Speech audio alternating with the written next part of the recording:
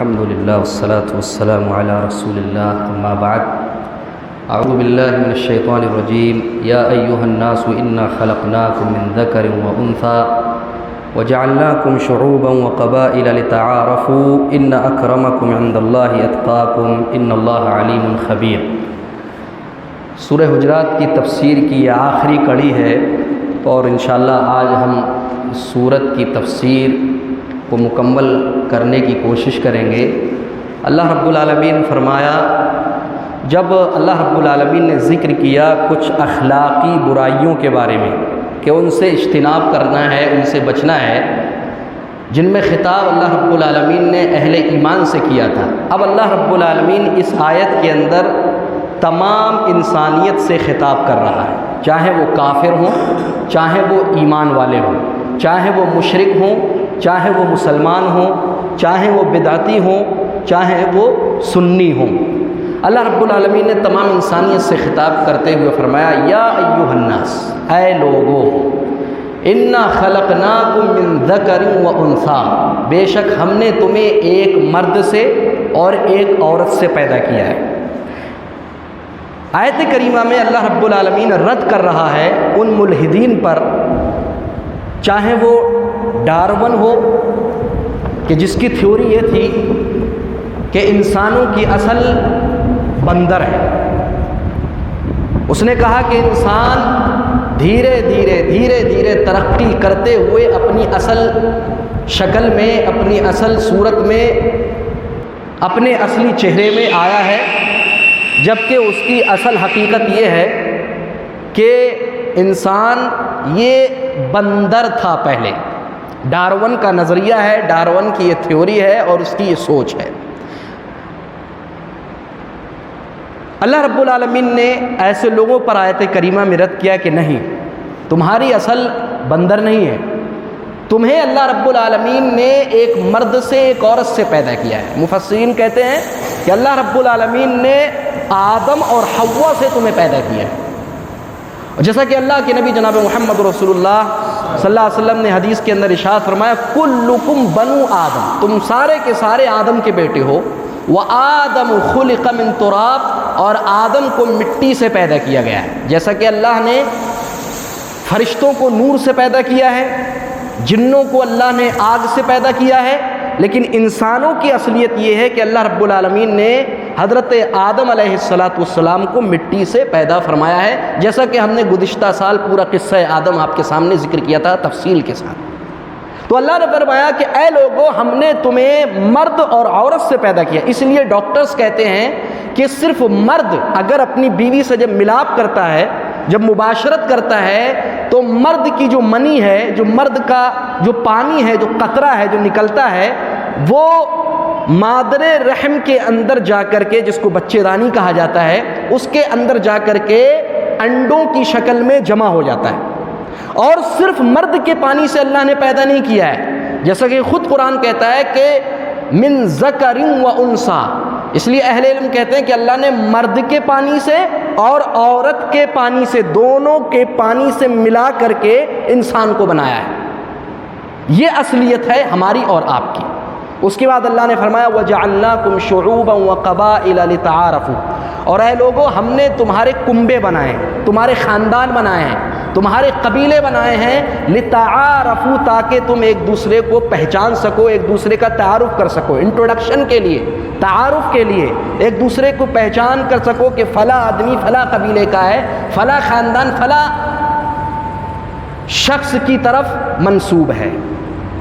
اہل علم کہتے ہیں کہ شعوب یہ شعبن کی جمع ہے، اور شعب یہ بڑے قبیلے کو کہا جاتا ہے۔ اس لیے اہل عرب کے ہاں آج آپ دیکھیں گے تو ان کا ایک بڑا خاندان ہوتا ہے، بڑا قبیلہ ہوتا ہے، لیکن اس قبیلے سے ان کی فیملی نکلتی ہیں اور اس کی طرف آدمی اپنی نسبت کرتا ہے۔ اسی لیے ہمارے ہاں تو یہ نسبتیں نہیں چلتی ہیں، وہ خاص طور پہ اپنی نسبت اپنی فیملی کی طرف کرتے ہیں تاکہ ان کی فیملی کی وجہ سے ان کو پہچانا جائے، اور اللہ نے اسی طرف اشارہ فرمایا ہے کہ یہ مقصد کیا ہے، تاکہ آپس میں ایک دوسرے کو پہچانو، صرف پہچاننے کے لیے، فخر کے لیے نہیں، غرور کے لیے نہیں، گھمنڈ کے لیے نہیں، ایک دوسرے کو حقیر سمجھنے کے لیے نہیں، اللہ نے کہا لتعارفوا، تاکہ انٹروڈکشن ہو سکے، پہچان سکو ایک دوسرے کو، اس لیے پیدا کیا۔ اس کے بعد اللہ نے کیا فرمایا؟ ان اکرمکم عند اللہ اتقاکم، تم میں سب سے مکرم، سب سے محترم، سب سے شریف، سب سے باعزت، سب سے اچھا آدمی اللہ کے نزدیک وہ ہے جو تم میں سب سے زیادہ اللہ سے ڈرنے والا ہو، جو تم میں سب سے زیادہ اللہ کا خوف رکھنے والا ہو، پرہیزگار آدمی ہو۔ واتقوا اللہ، اور اللہ سے ڈرتے رہو۔ اس کے بعد اللہ رب العالمین نے بے شمار آیتوں میں فرمایا کہ اللہ سے ڈرو، یعنی اللہ کے عذاب سے ڈرو۔ کہ جب ہم نے یہ بیان کر دیا کہ لوگوں ہم نے تمہیں ایک مرد اور ایک عورت سے پیدا کیا، اور ہم نے تمہارے کنبے، قبیلے، خاندان جو بنائے ہیں، یہ اس لیے بنائے تاکہ انٹروڈکشن ہو سکے، تعارف ہو سکے، پہچان کے لیے ہم نے بنائے، اور تم میں سب سے شریف آدمی اللہ کے نزدیک وہ ہے جو تم میں سب سے زیادہ اللہ سے ڈرنے والا ہو۔ ان اللہ علیم خبیر، بے شک اللہ رب العالمین جاننے والا ہے، تمہارے دلوں کی باتوں کو جاننے والا ہے، تمہارے ظاہر کو جاننے والا ہے، خبیر، باریک سے باریک چیزوں کو اللہ جان رہا ہے، کوئی چیز اس سے ڈھکی چھپی نہیں ہے۔ یہاں بہت زبردست اشارہ کیا گیا ہے آیت کریمہ میں کہ تم میں سب سے اچھا باعزت اللہ کے نزدیک کون ہے جو تم میں سب سے زیادہ ڈرنے والا ہو۔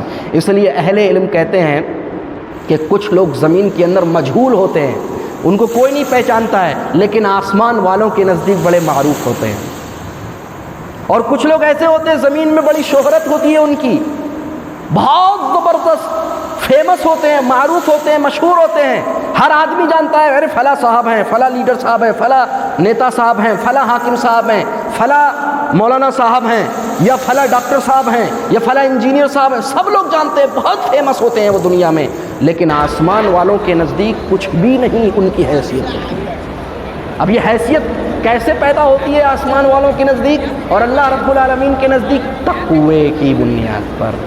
ایک بڑا پیارا قصہ ہے، آج سنتے جائیے میرے بھائیو، بڑا پیارا قصہ ہے۔ صحابی جلیل حضرت جلیبیب رضی اللہ عنہ کا نام سنا ہوگا۔ اللہ اکبر، میں جب اس قصے کو پڑھتا ہوں، خاص طور پہ جو عربی کے الفاظ ہیں، اللہ کی قسم رو بیٹھتا ہوں۔ رجل اسود، کالا آدمی، افطس، میں الفاظ بیان کر کے آپ کے سامنے رکھوں گا۔ دیکھیے عربی کے کتنے مشکل الفاظ استعمال کیے ہیں، لیکن اس کا ٹرانسلیشن آپ کے سامنے بیان کرتے ہوئے بیان کرتا ہوں۔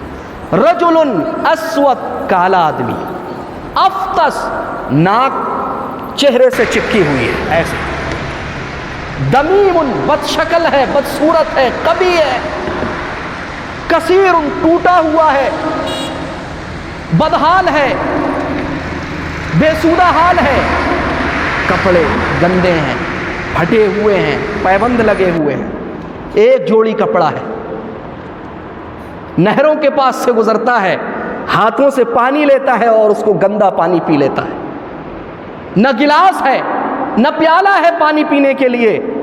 میرے بھائیو غور کرنا صرف قصے میں بس، اور اللہ سے ڈرتا۔ ذکر کرتے ہیں صحابی کہ اتنی بری حالت ہے کہ پانی پینے کے لیے گلاس بھی نہیں ہے، پیالہ بھی نہیں ہے۔ مسجد نبوی میں سو جاتا ہے آرام کرنے کے لیے، اور اپنے تکیے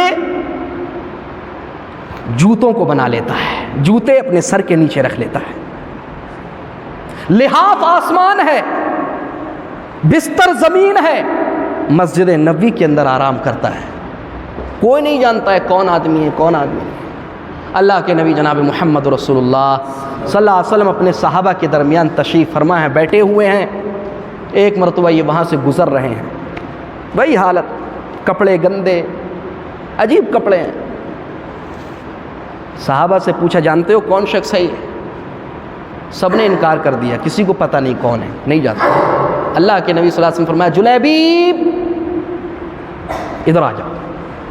آتے ہیں، الا تتزوج، ہے میرے پیارے صحابی شادی نہیں کرو گے؟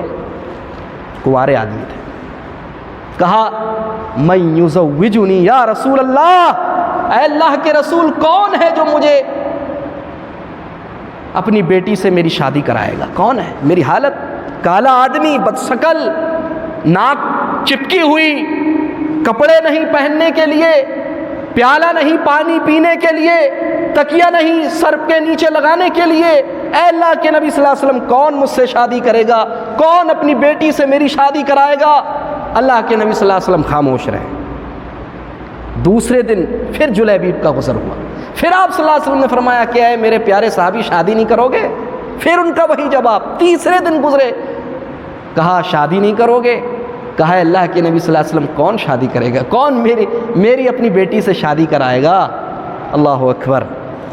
اللہ کے نبی اکرم صلی اللہ علیہ وسلم فرمایا کہ میرے پیارے صحابی جلیبیب جاؤ فلاں انصاری گھرانے کے اندر جاؤ، انصاری گھرانہ جو مشہور تھا اس وقت انصار کے اندر، مدینہ کے اندر، کہا جاؤ اور مدینہ کے اندر سب سے خوبصورت بیٹی ہے اس کی، جاؤ میرا نام لے لینا کہ محمد الرسول اللہ صلی اللہ علیہ وسلم نے بھیجا ہے، اور کہا ہے کہ جاؤ مجھے رسول اللہ نے بھیجا ہے تمہارے پاس، میری اپنی بیٹی سے شادی کرا دیجئے۔ میرے بھائیوں، یہ صحابی گھر میں پہنچتے ہیں اور دروازہ کھٹکھٹاتے ہیں، گھر سے باہر باپ نکلتا ہے، کہا کون؟ کہا ایک اللہ کا بندہ، نام نہیں ذکر کیا، کہا کس لیے آئے ہو؟ کہا رسول اللہ نے بھیجا ہے زوجنی ابنتک، میری اپنی بیٹی سے شادی کرا دیجئے۔ ہاں بیٹی سے شادی کرا دوں؟ چہرہ دیکھا کالا بدصورت، ناک چپکی ہوئی ہے، چپٹا آدمی ہے، کپڑے گندے ہیں۔ میرے بھائیوں، ان کی لڑکی کی والدہ وہیں پاس میں تھی، کہا کون ہے؟ کہا کوئی شخص سے کہتا ہے کہ رسول اللہ نے بھیجا ہے ہماری پیاری جس کو ہم نے بڑی ناز و نعمت سے پالا ہے، خوبصورت بیٹی جس کے بارے میں مشہور ہے کہ مدینہ کے اندر سب سے خوبصورت عورت اس گھرانے میں موجود ہے، اس کے لیے آیا ہے پیغام نکاح لے کر کے کہ میں شادی کرا دوں اس کی۔ کہا جاؤ یہاں کوئی تم سے شادی نہیں کرائے گا۔ میرے بھائیوں سن لیجئے، بڑا پیارا قصہ ہے۔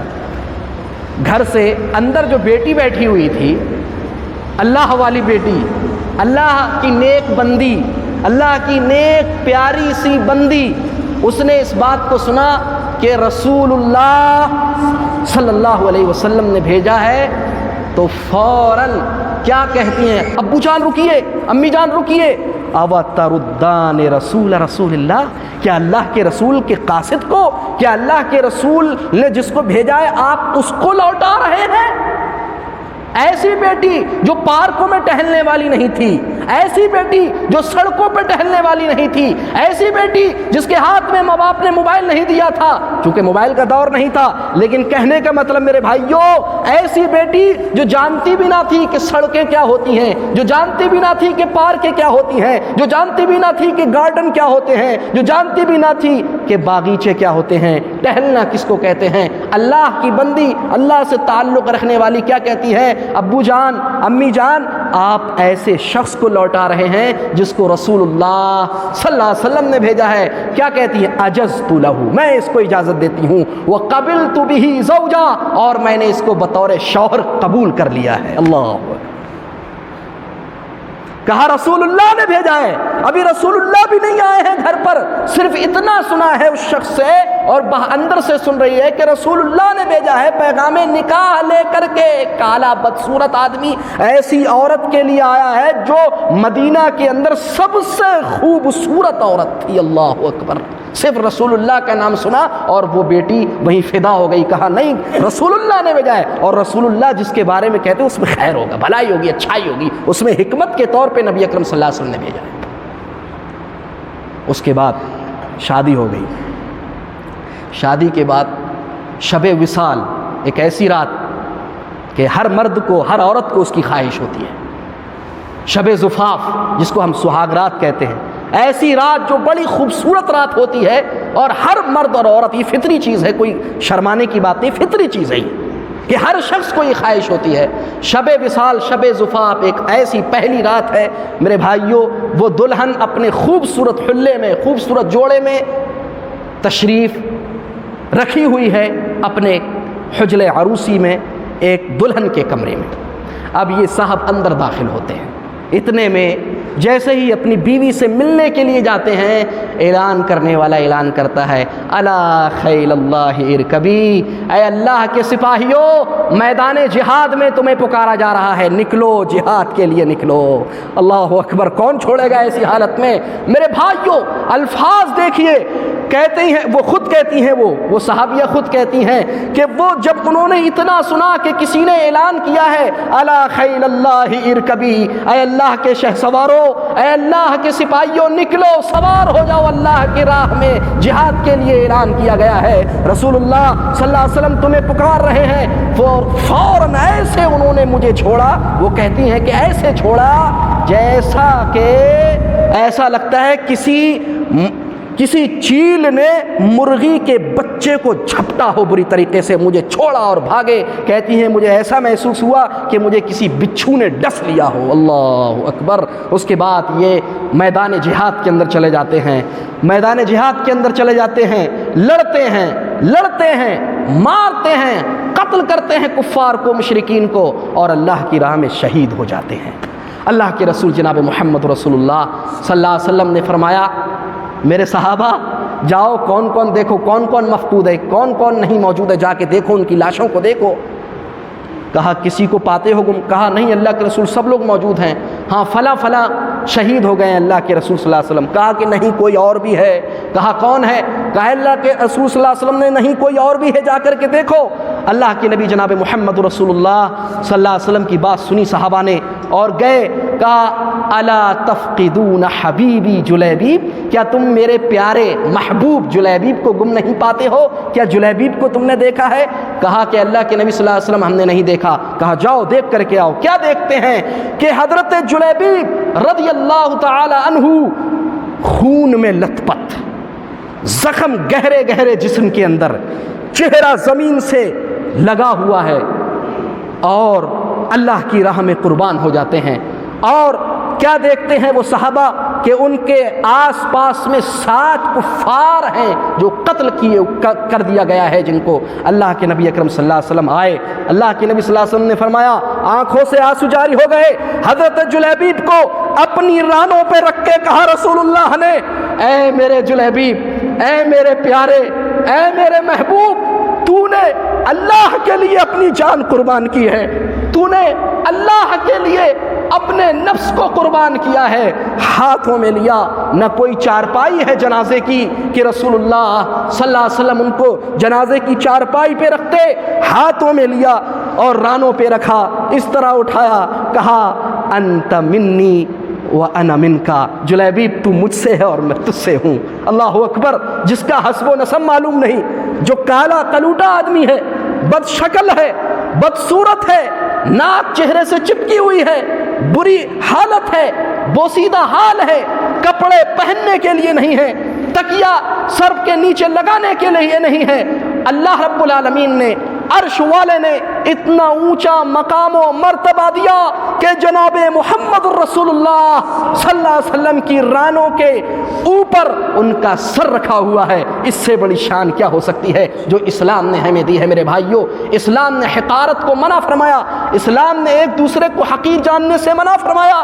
یہ وہ ہیں جو جناب محمد رسول اللہ صلی اللہ علیہ وسلم کے چہرے انور کی روشنیوں سے اس دنیا کو میرے بھائیوں روشن کیا گیا۔ رسول اللہ صلی اللہ علیہ وسلم نے فرمایا، اے جلیبیب قتلتا سبعا، تو نے 7 کو قتل کیا اور انہوں نے تجھے قتل کیا، یہ سب جہنم میں ہے، تو جنت میں ہے۔ اللہ میرے بھائیوں، اس قصے کو بیان کرنے کا مقصد صرف اتنا ہے دوستو، میرے نوجوانوں، میرے پیاروں، میرے اچھے اللہ کے نیک بندوں، صرف مقصد اتنا ہے میرے بھائیوں بیان کرنے کا کہ دوستو ایک دوسرے کو حقیر نہ سمجھو۔ آپ 40 سال، 50 سال، 60 سال اس دنیا میں رہو گے، اللہ کی قسم جب آپ کی وفات ہوگی آپ کے گھر والے بھی آپ کو کہیں گے جلدی اس کو دفنا دو جا کر کے۔ آپ کا سگا باپ، آپ کی سگی ماں، آپ کے سگے بھائی، آپ کی سگی بہنیں، آپ کی وہ بیوی جو آپ کے جسم سے چپٹتی تھی، وہ بھی کہہ دے گی کہ جاؤ اس کو دفن کر کے آؤ، یہ مر گیا ہے، اس کی کوئی حیثیت نہیں۔ میرے بھائیوں، اس سے پہلے کہ وہ وقت آئے اپنے آپ کو اللہ کے لیے لگا دو، اللہ سے تعلق قائم کرو میرے بھائیوں، اللہ سے لو لگاؤ میرے بھائیوں، اللہ کے دین کی خاطر کچھ تو کر کے جاؤ دوستو، کچھ تو کر کے جاؤ کہ تمہارا نام، ارے دنیا والے یہ چند دنوں کے لیے ہے میرے بھائیوں جو نام کریں گے، لیکن عرش والے کے نزدیک کہ عرش والا تمہارا ذکر سب سے اونچی جماعت کے اندر فرشتوں کے اندر کرے، ایسے فرشتے جو ہر اعتبار سے ہر عیب سے اللہ نے ان کو پاک و شفاف بنایا ہے، ان کے اندر تمہارا ذکر ہو، آسمان والوں میں تمہارا ذکر ہو میرے بھائیوں۔ اتنا کرو کہ اللہ کے واسطے محبت قائم کرو، مودت قائم کرو، اگر کسی کی طرف سے کوئی خامی دیکھتے ہو، کوئی کوتاہی دیکھتے ہو تو اس کو نظر انداز کرو، تغافل برتو، اگنور کرو، اس کو معاف کرو، ممکن ہے کہ بیچارہ وہ معذور ہو لیکن محبت قائم کرو، ایک دوسرے سے ملو، اچھے انداز میں ملو، یہی طریقہ ہے میرے بھائیوں۔ یہ چند چیزیں تھیں جو ہم نے سورہ حجرات کی تفسیر کی شکل میں آپ کے سامنے بیان فرمائیں۔ میں اللہ رب العالمین سے دعا کرتا ہوں اپنے تمام ان بھائیوں کے لیے جو یہاں پر موجود ہیں اور تمام امت مسلمہ کے لیے کہ اللہ رب العالمین تمام امت مسلمہ پر رحم فرما، اللہ رب العالمین تمام مسلمانوں پہ رحم فرما، اللہ رب العالمین فلسطین کے مسلمانوں پہ رحم فرما، اللہ رب العالمین برما کے مسلمانوں پہ رحم فرما، اللہ رب العالمین سوریا کے اندر، ترکیہ کے اندر جو زلزلے آئے اور جو بیچارے بے گھر ہو گئے، اے اللہ رب العالمین ان بچوں پر، ان بوڑھوں پر، ان عورتوں پر، ان نوجوانوں پر تو رحم فرما، اے اللہ رب العالمین اس مسجد کے اندر اور اس کے علاوہ جتنے بھی مسجدوں کے اندر آتے ہیں اللہ تیرے مصلیان، تیرے نمازی، تجھ سے جی لگانے والے، تجھے چاہنے والے، اے اللہ رب العالمین سب سے محبت کر لے، اے اللہ رب العالمین مجھ سے، میرے ان بھائیوں سے جنہوں نے درس کو سنا، جنہوں نے تفسیر کو سنا، جنہوں نے قرآن سے دل لگایا، جنہوں نے جناب محمد رسول اللہ صلی اللہ علیہ وسلم کی حدیثوں سے دل لگایا ہے، اے اللہ رب العالمین ہم تمام لوگوں کے نیک اعمال کو قبول فرما لے، الہ العالمین ہر کام میں ہمیں حصہ لینے کی، جو اچھا کام ہے، بہتر کام ہے، اس کام میں حصہ لینے کی توفیق ارزانی بخش دے، آمین وآخر دعوانا